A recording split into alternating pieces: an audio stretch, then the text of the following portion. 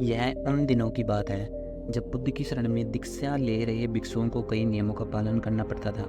वे किसी के भी घर 3 दिन से ज़्यादा नहीं रुक सकते थे। यह नियम स्वयं बुद्ध ने बनाया था। उद्देश्य यह था कि उनकी सेवा में लगे हुए लोगों को किसी तरह की कोई तकलीफ न हो। बुद्ध और उनके भिक्षु जब यात्राओं पर निकलते थे तो वे रास्तों में आने वाले गरीब घरों में ही शरण लेते थे। वे इन घरों में अधिकतम 3 दिनों तक रुक सकते थे। 3 दिनों के बाद उन्हें अगली यात्रा पर निकल जाना पड़ता था।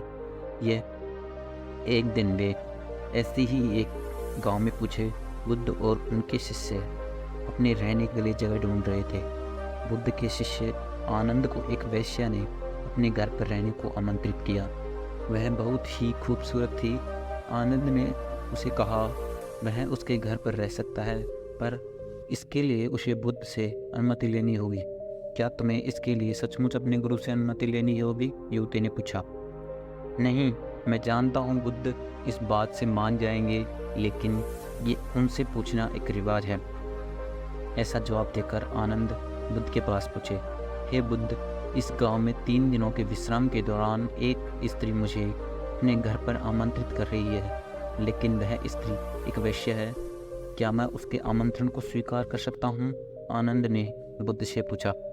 बुद्ध ने आनंद को मुस्कुराते हुए देखकर कहा, अगर वह तुम्हें इतने प्यार से आमंत्रित कर रही है तो तुम्हें उसके निमंत्रण को ठुकराना नहीं चाहिए। जाओ और आराम से उसके घर पे रहो। बुद्ध की यह बात दूसरे शिष्य को गवारा न हुई। उन्होंने बुद्ध से सवाल पूछा, आप आनंद को एक वैश्य के घर कैसे भेज सकते हैं? यह भिक्षुओं के आचरण के खिलाफ है। बुद्ध ने जवाब दिया, तुम लोग थोड़ा इंतजार करो, तुम्हें 3 दिनों में अपने सवाल का जवाब मिल जाएगा। सारे शिष्य चुप हो गए। फिर आनंद अगले 3 दिनों के लिए उस वैश्य के घर रहने चले गए और बाकी के शिष्य आनंद की जासूसी में लग गए और सारी बातें बुद्ध के कान में डालने लगे। बुद्ध शालीन मुस्कान लिए चुप बने रहे।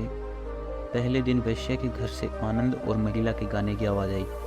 यह बहुत नई बात थी, एक भिक्षु का वैश्य के घर यो गाना गाना। शिष्य ने कहा, बस यह तो गया। पर दूसरे दिन घर में गाने के साथ नाचने की आवाज़ आई। अब सारे शिष्य एक स्वर में कहने लगे, अब तो यह पक्का गया। तीसरे दिन सचमुच उन्होंने खिड़की से आनंद और उस महिला को नाचते और गाते हुए देखा। अब तो सबका यही अनुमान है कि आनंद को इतनी मौज में है तो वह भिक्षुओं के साथ आगे की यात्रा पर नहीं आएगा। अगले दिन सभी भिक्षु कानाफूसियों के बीच चौक पर जमा हुए। सभी ने आनंद के आने की उम्मीद छोड़ दी थी। सभी सोच रहे थे वह इतनी सुंदर स्त्री का साथ छोड़ भिक्षुओं के साथ क्यों आएगा, परंतु तभी सब ने आनंद को एक सुंदर स्त्री के साथ अपनी ओर आते हुए देखा।